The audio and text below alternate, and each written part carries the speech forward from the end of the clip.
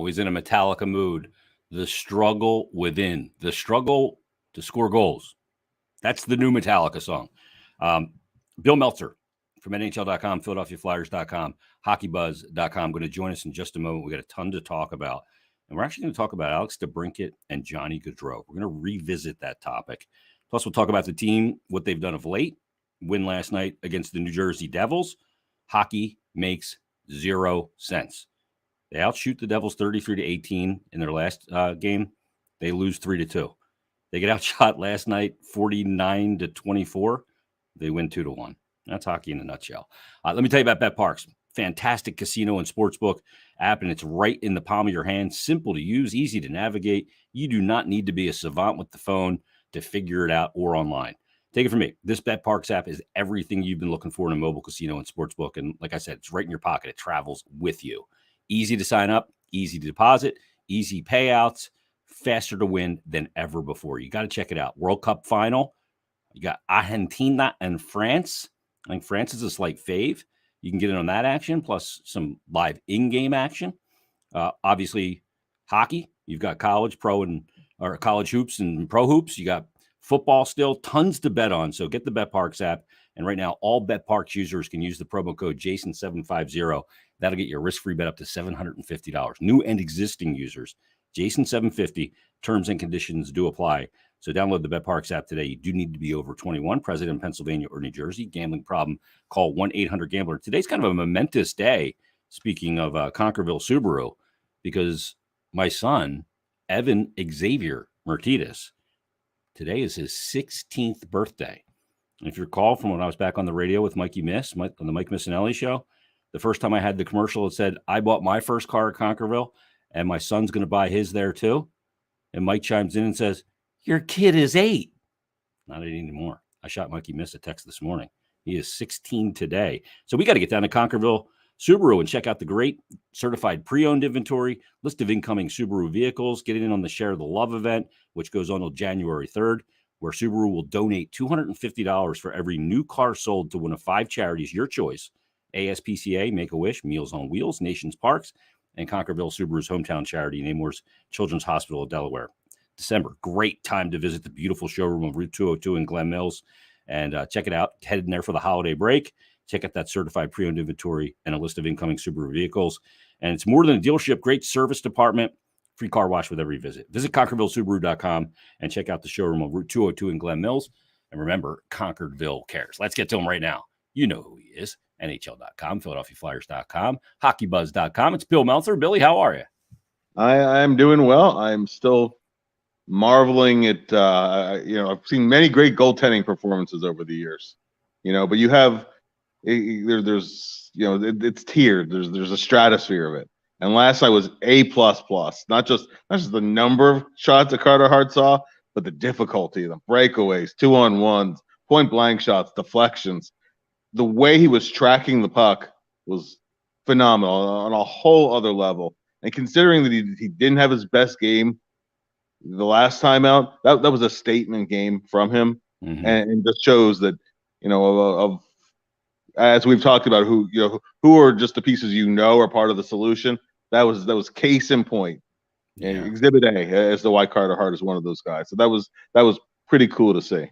Yeah, he grabbed that Sharpie marker and for the list of guys it says, "Are you part of it going forward here?" And he put a huge check mark next to his name again last night. I think he's got 10 of his 23 starts where he has over a 940 in-game save percentage, which is a stunning number. But like Bill, that performance last night, you mentioned there's tiers of great goalie performances and all the odd man rushes, breakaways, fighting through traffic, all of that. Even the goal that was scored was a beautiful one from Jack Hughes to open the scoring in the game. But that reminded me of Jaro Halak in 2010 against the Caps. That's the level that goaltending performance was on.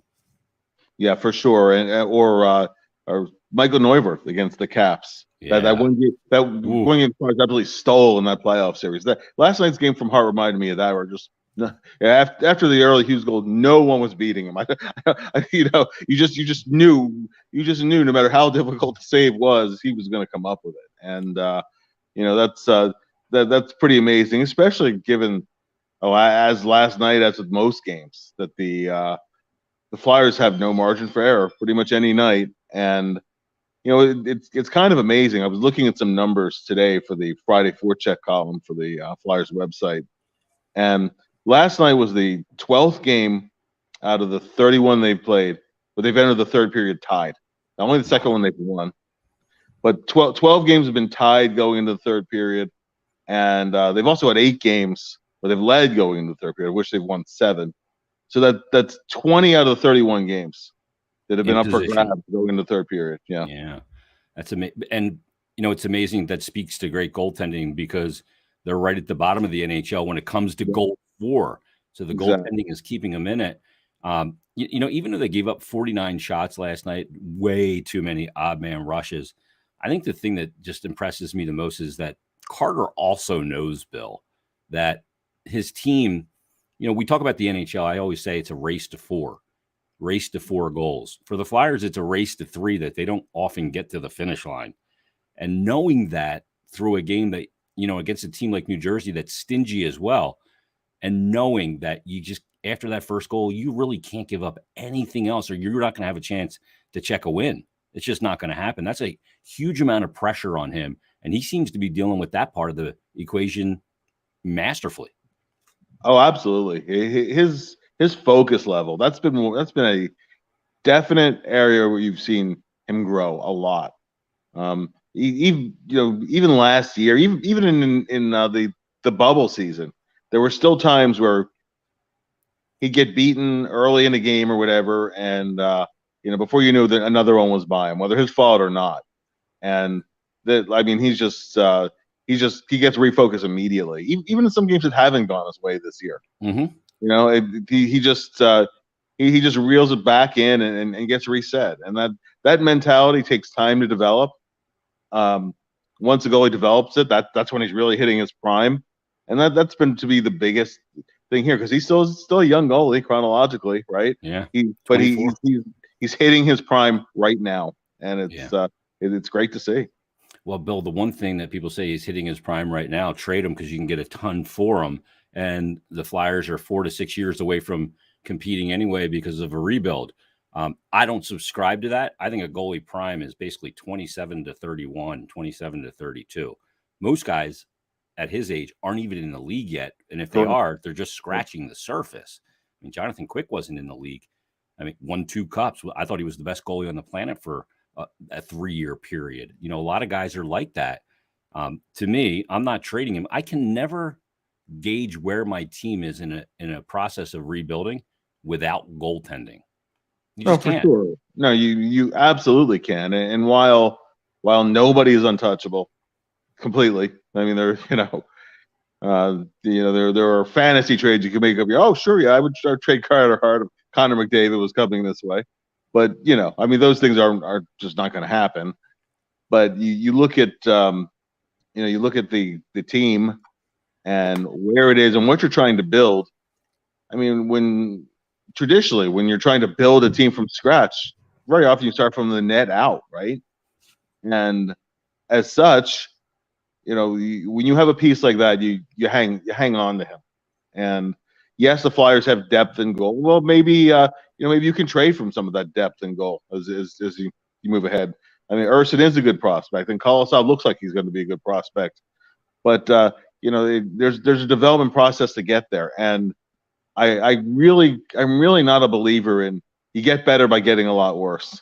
Yeah, I think you have to have pieces you build around, even before you add pieces through a draft or through trades and bringing in young players in some deals. I think that you have to have some pieces. Okay, this is part of what we're building with, and Hart is absolutely one of those pieces. So I don't subscribe either to you trade him now, or you listen, sure, but I can't imagine a trade that would make sense on another side to where that might be something you would do.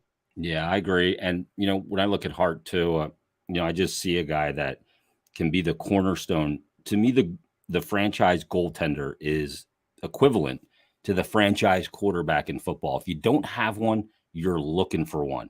And you would think I see a lot of it on Twitter. Trade him because you can get a ton for him.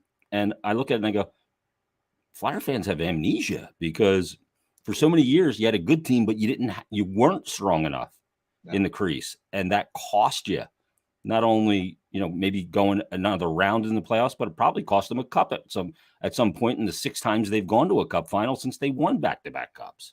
No question. 2010, if the Flyers had an elite goalie, they win that series. I mean, Leighton played well. I mean, 3 shutouts against Montreal, but still, he wasn't a high pedigree goalie. No, and he certainly didn't play to that level in the finals either. Exactly. So that's really where that separation happens sometimes. And even you go back to 97, the Flyers got swept in that series, but 3 of those 4 games were up for grabs. And Mike Vernon just outplayed both Hextall and Snow. Yeah. And that could be all the difference in a series. And that's if you have a special goalie, an elite tier goalie, and Hart certainly has the ability to be that, you hang on to him and you build around him. And simple. He's 24. Yeah. Let's not act like he's coming up to the end of his prime or something like that. He's not. The goal that he let in last night, I watched it 100 times because Hughes is magical right now. He's got 9 goals, I think, in his last 10 or 11 games. Yeah. He's been great, and you see the guy floats on the ice. Provorov gets too wide there and gives up the middle of the ice. I think he maybe thought he had some support there in the middle, and he did. But, the fact that he walked through basically 3 guys reaching with their sticks and giving up the middle of the ice was something that I know Torts is going to show on video ad nauseum, because you got to play inside the dots, especially on a PK on an entry. You'll give him wide. He's looking to attain the zone wide, but when you give him the middle, he's going to take it. And then he's got an option as he goes in, guy right there, cocked and ready with the trigger position if he wants to lay that puck off for a surefire goal. So Sanheim's got to kind of pull up a little bit. But Hughes, unbelievable. And the Provorov defense on it didn't look good, and it didn't look good for Provy. It really didn't. That was something where, and I do think he had support there. Yeah. He thought he had support. Sedlak was one of the guys beaten there too. It was quick succession. It was Sedlak, Provorov, and all of a sudden he's scoring. That was there were other plays in that game, and Tortorella after the game, rightfully so, called out the neutral zone play. And there were times if you give up the neutral zone too easily, you're going to make your defensemen look bad because they have to back in at that point. And when you have a team with all the speed that Jersey has, if you're forced to back in, you're in real trouble. So it's so you look at the defenseman a little bit, but it really is about the team. I mean, why did they limit Jersey so much the last time they played them? Because they controlled the neutral zone. Jersey couldn't attack them with speed very often. That's a game that you play that game 10 more times, unless your goalie just plays the way Hart did, you're going to lose that game 9 out of 10 times. So. Yeah. The thing is too is when they transition and your neutral zone plays bad, they're back on top of you so quick. You almost don't have time to gain your structure and your spacing, and I think that was part of it because they were a little redundant there on the zone entry too, but they just all misplayed it and were reaching. The subplot last night, Bill, and probably becomes a main story today, was the fact that Kevin Hayes didn't play an entire third period for a second time this season. We're not even at the midway point. We're 31 games in. He's been benched for an entire period, 3-0 loss against San Jose. He and Konechny were benched. Konechny picked up some of his minutes last night, and he didn't see the third period ice at all last night in a very tight game. And he's your highest point producer right now as well. Yeah, I mean, Tortorella has not made any bones about calling him out for the two-way part. I mean, listen, the Flyers, I thought one of the interesting sub-stories from last night's game, and he pushed the right button. Tortorella absolutely pushed the right button there. He reversed the deployment of the PP1 and PP2, but at the start of the second period. Yep. Actually, they were sending the unit with Lawton out there to start power plays, and they would finish power plays too. They get about 25 seconds for what usually is PP1, of which Hayes is an integral part, and he wasn't the only guy screwing up because they just could not remotely get an entry. I don't care which side of the ice they tried. They looked like they were dancing to a different song every guy. Yeah, it was horrid to watch. And then the little tap dancing routine that he had at the blue line, where he finally got stripped and it goes away for another eye, and that was it. That was really the final straw as to why you didn't see him again the rest of the night. He just had nothing going last night. So I'm sure given another day's space, Tortorella will say, is he in my doghouse? No, he's out of my doghouse. He's a key player for us. But I was going with the guys who had it going a little bit more. Yeah.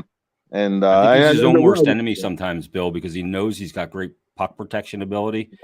And sometimes you go, this is my thing. And you got to realize that even if you're really good at it, sometimes you got to just chip that thing deep. Yeah. And that's what I thought Lawton and Cates did that especially well in last night's game. Every other line spent way too much time defending. Mm-hmm. They actually helped stabilize things. Yeah. And I don't know how the underlying numbers ended up looking, just because Devils had so many shots and shot attempts. But I really thought that those were the guys who settled things down, as they had to. I mean, Konechny took a bad penalty in the final minute of the game, and it was nice to see, actually, seeing Tippett and Frost out in the final minute of a 1-goal game. Mm-hmm. They look like guys who aren't comfortable defending a 1-goal lead against a.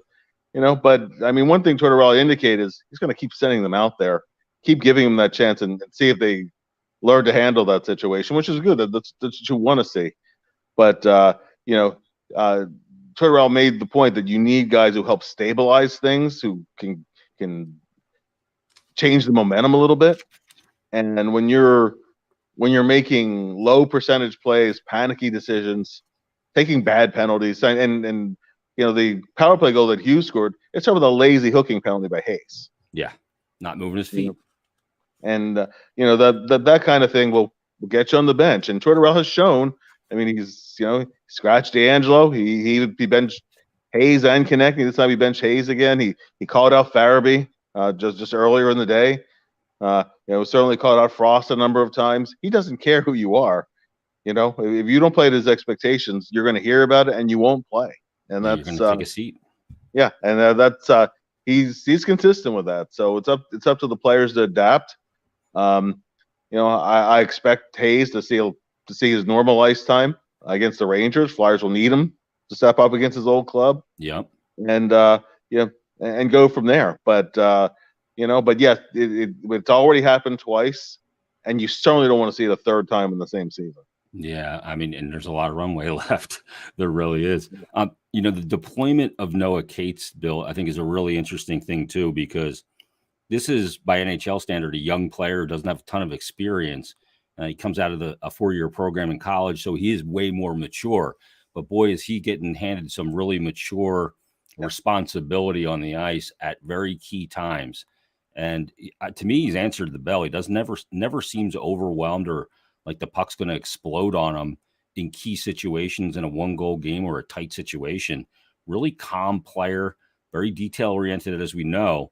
But John Tortorella is really putting him in a lot of positions. And while we're finding out all this, data and, who's who and what's what, we're finding out that this is a player that looks to me like a good fit as a long-term 3C.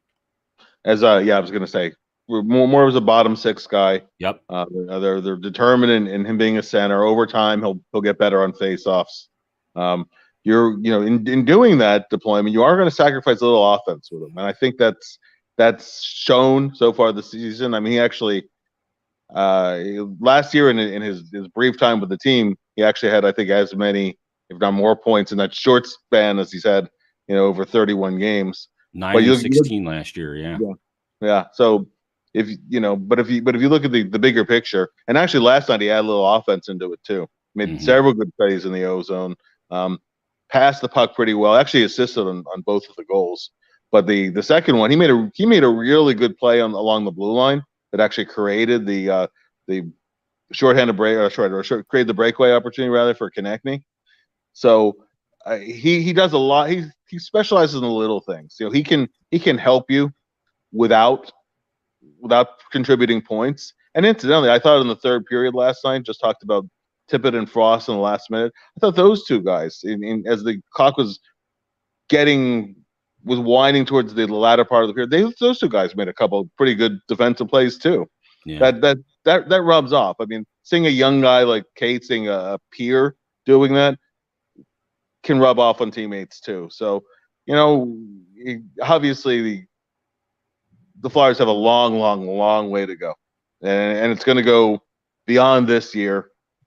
But those are the little things that they're trying to establish when I talk about the standard of play and those kind of things. The playing more the way that Cates plays. Yeah. Just in terms of the attention to detail and in terms of the poise. You don't panic into making low percentage plays. You just keep rolling and keep playing your game. So I feel like if it was 2013, 14 or 14, 15 with the roster that they had, if they had this identity that this team has devoid of talent with that team that had talent, that they would have been a team that would have been needed to be reckoned with. They really would have. I think that, they're resilient. They don't get down. They battle to the end, even when they lose. They seem unaffected in a way of losing heartbreak overtime games and 1-goal games. And they come out the next game and they spill it again. Do they have every period that's perfect? Hell no. Second period the other night was hideous. There's portions in the game that still look really ugly, but they are resilient, man. If you had that identity with that 14-15 team, oofa, right? Yeah, no doubt, no doubt. And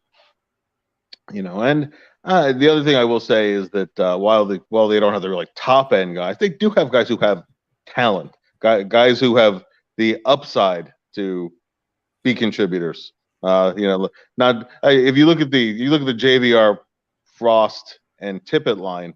Of course they had the 4-point game for JVR and Frost in Arizona, but I thought the first period against Colorado they were really good. Yeah. It just and they were on the ice for the for the York goal. Now in the second period it was pretty ugly for that line, and that's a little bit up and down.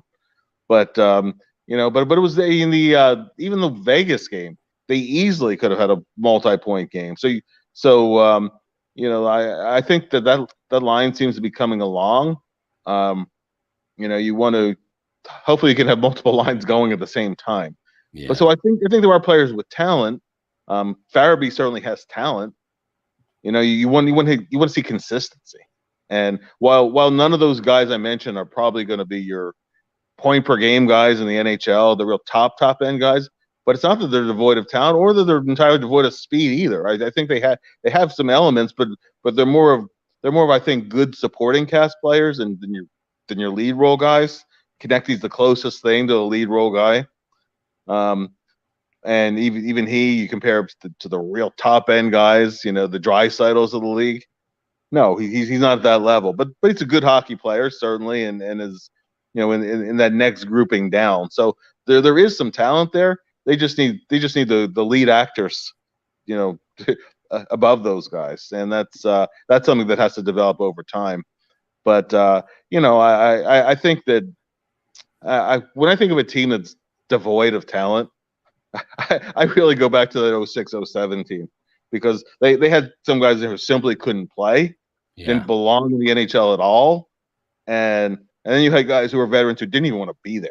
Yeah. And that to me felt, it's funny how they turned that around in a year, because that felt like a more hopeless situation than the current situation, having lived through both of them.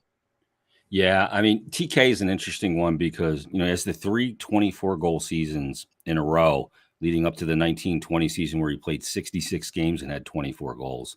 And this became a little bit of a thing last night. A guy tweeted me, Kevin Ferguson. He said, this team needs top 3 picks the next 3 years. TK will never be a 30-goal scorer. Of course, my wife's calling me.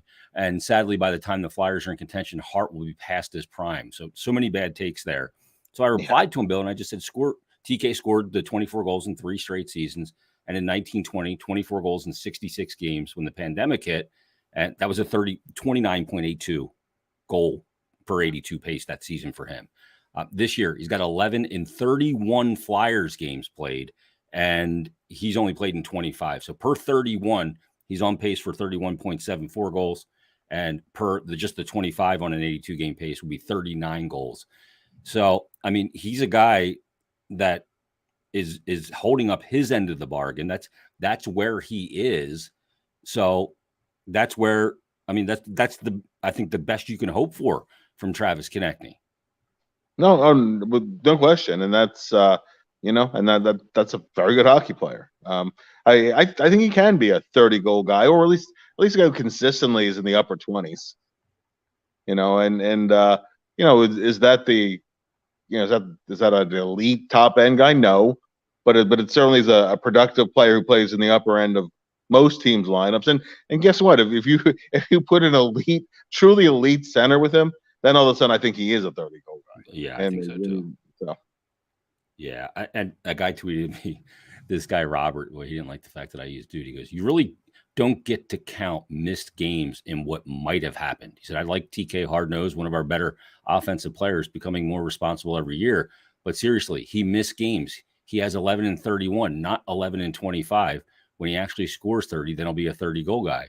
So I replied to him, I said, "I literally did the numbers of 11 and 31 games played. Did you not read the entire tweet? 11 and 31 games is 31.74. Come on, dude." And he goes, "Don't dude me, jackass.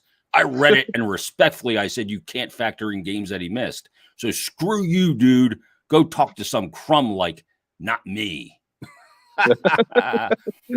That's when I said, okay, maybe time to log off Twitter again. Unbelievable. TK's been good. Bill, Cam York here to stay? He sure looks like it. Yep, yeah, he sure looks like it. It's not just the way he's triggering the rush or the goal that he scored in Colorado, which is just really showing off his agility and nice finish around the net as the puck went to him. And by the way, I still can't believe there were no assists in that goal, but it is what it is. Yeah. But just his poise, his play around the net, his defensive stick, all those things are really falling into place for him. They've had him on the right side where he said he doesn't like to play, and he hasn't skipped a beat. So he certainly looks like a guy who. And listen, I could be regretting this in a few weeks if all of a sudden he goes into a slump, and it's still a small sample size. But even with the Phantoms, after being fine, not great early on, he's gotten better and better as the AHL season has gone along, and he's taken that to the next step so far since he's been called up. He looks, if you compare to how Zamula looked before he was sent down, versus how York has looked since he's been called up, York looks like he belongs, and Zamula, you're hoping he gets to the point where he belongs, and that's really where I think that the Cam has advanced. I think that there were times, even last year during his 30 games with the club last year, he still looked really raw at times. You can see some polish that's starting to be part of his game on a more regular basis. So if I had to say sitting here today, yeah, I'd say he's here to stay. I think he'll be up in the NHL to stay. I think the line that Coach used last night, he said he just got a place in a spice factory, and Tim goes, "A spice factory?" And he said, "Yeah, he just needed a little salt and pepper." A little spice. And he had a great dangle at the blue line too. Bill, one of the things that's kind of making the rounds right now is the TSN Craig Button list of the top 50 players under 24, NHL affiliated players and prospects. They had to be 23 or younger as of the start of this season, October 11th. So that cuts Carter Hart out because he turned 24 on August 13th. But the Flyers don't have anybody on the list. And I know a lot of people are freaking out about that, but I will say this there's obvious guys like Cale Makar, Jason Robertson, Jack Hughes, Suzuki, Dahlin, top 5. There's a lot of great players on here, but the Flyers littered this list last year and the last 5 years. They were all over these kind of under 24 lists, but they are what they are. Look, would I like to have some of these players on this list? Absolutely. But I take these lists with a grain of salt. Oh, sure. And you look at the list a few years down the line, you're going to say, well, why wasn't so and so on the list? Or boy, you overrated this guy, and maybe that guy, maybe that guy has a knee injury, and it takes them a long time to recover, or shoulder surgery or something. It changes over time. You definitely want to have guys on the list, but if you go back to those number of years, and this is when this is a little bit younger. This is prospect age, but if you look at the THN, the Hockey News Future Watch issues, 2018, 2019, 2020, Flyers were at the top or the top 5 every year. Mm-hmm. And you're talking about guys that were a year out, 2 years out, in some cases 3 years out from the draft year, and then for whatever reason things happen. Guys stagnate, guys fall backwards. Now when you're getting into 23, 24 years old, that's when you want to see them make that move at the NHL level to guys who are going to be impact guys.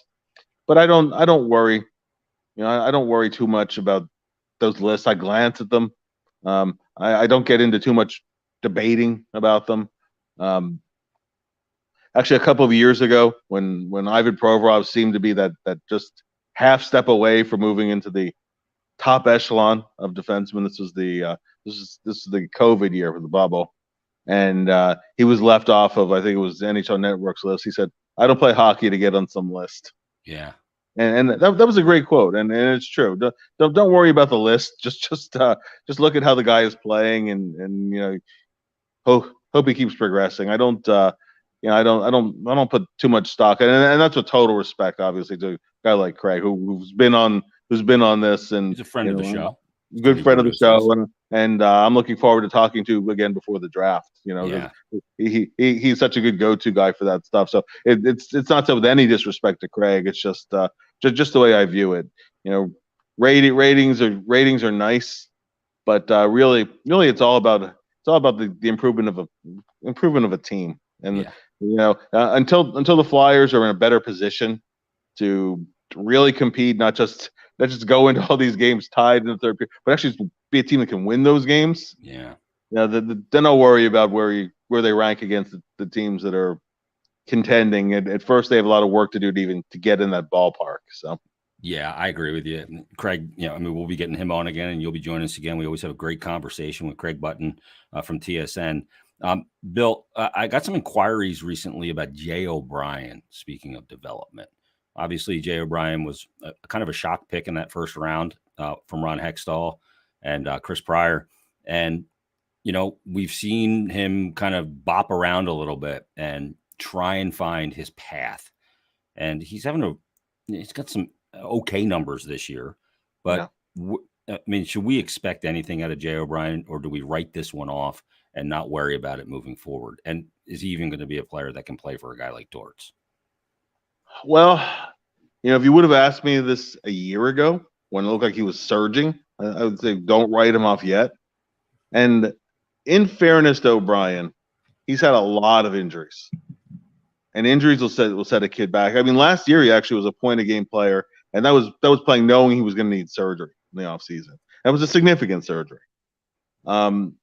Now, that being said, he's the equivalent of a fifth-year senior because he sat out a year, or he went to the BCHL while he was in the college transfer protocol. So it's now or never, and he's hit a level where he's been a point-a-game guy at the collegiate level, but never really been a dominant guy. He's been a good power play guy. He has a good shot. He can really skate. But if you have to make the call on an entry-level deal, I would say he's probably not going to end up getting signed unless he really catches fire in the from January onward. Also he was a pick from a previous regime. Yeah. But this is what I'll say about the pick.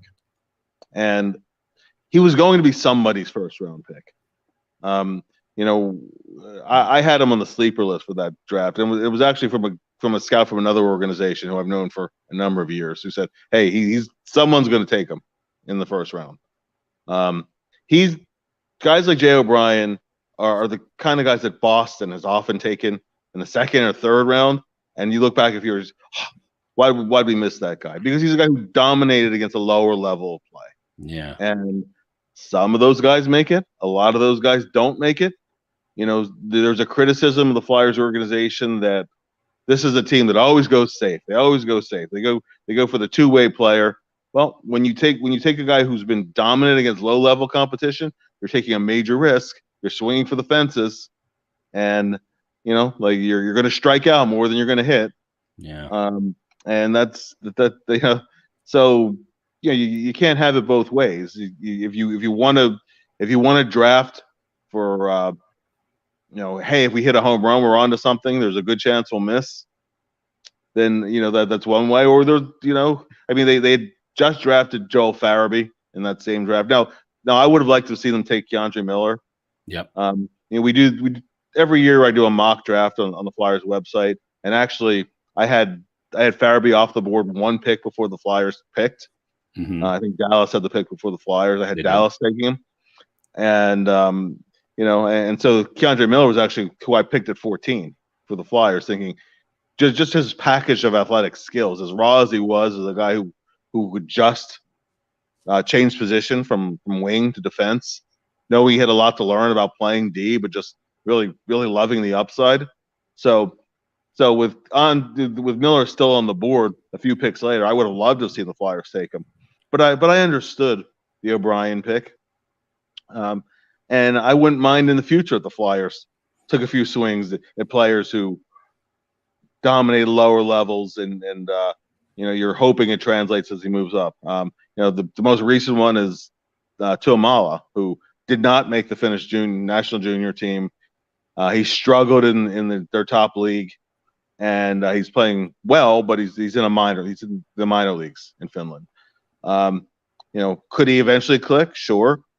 Could he miss? Probably a very good chance he could miss. Yeah. But those are the guys who sometimes you look back on, and if you hit on those guys, then all of a sudden it looks like a great pick. So it depends on how much risk you want to take on. But I don't think you can have it both ways. I don't think you can criticize taking a risk and the risk doesn't pay off, versus hey, well they're too safe all the time. So yeah, can't have it both ways. Yeah, for sure.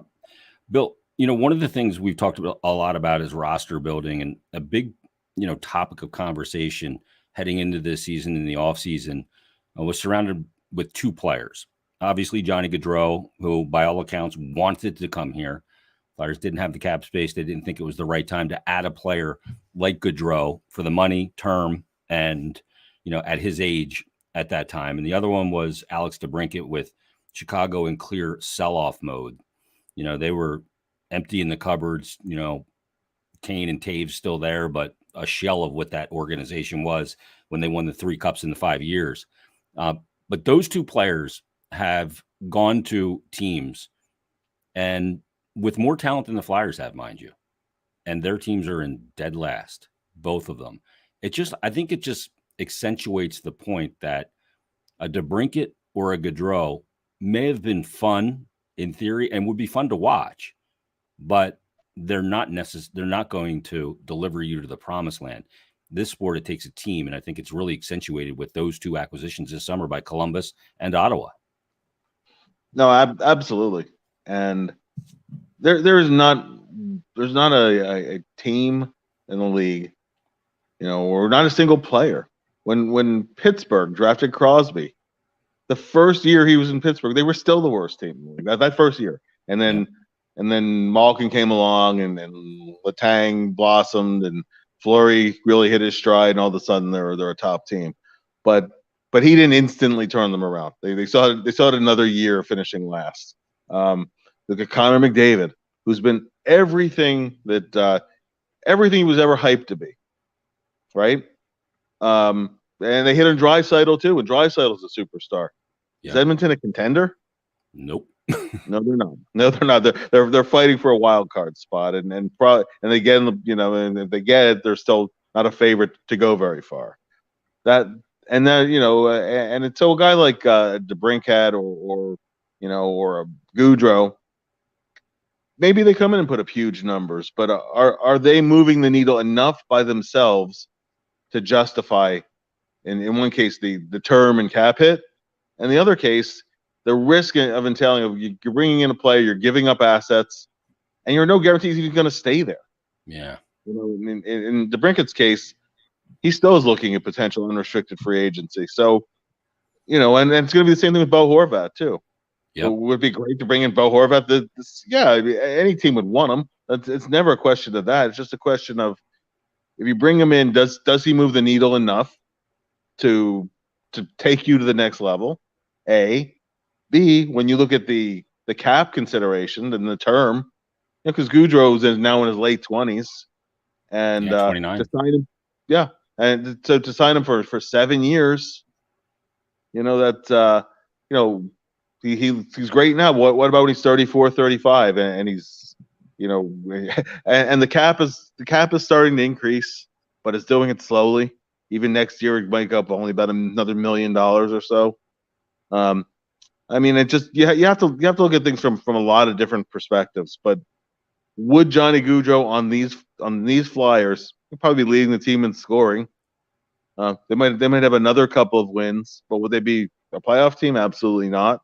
And DeBrincat even less so. DeBrincat is a guy who he's, as much as he can light up the scoreboard. He got the Flyers for a couple earlier this year. But he's a guy who has to play with the right line mates. Mm-hmm. Playing with Kane certainly helped. Yeah, well, that sure as hell helped, And you get him guys who can get him the puck and get him in shooting position. But there are other things that he doesn't bring to you, And Gaudreau too, being as small as he is, if you get into a grinded out, tight checking kind of a game. Might he find space and score a big goal for you? Sure.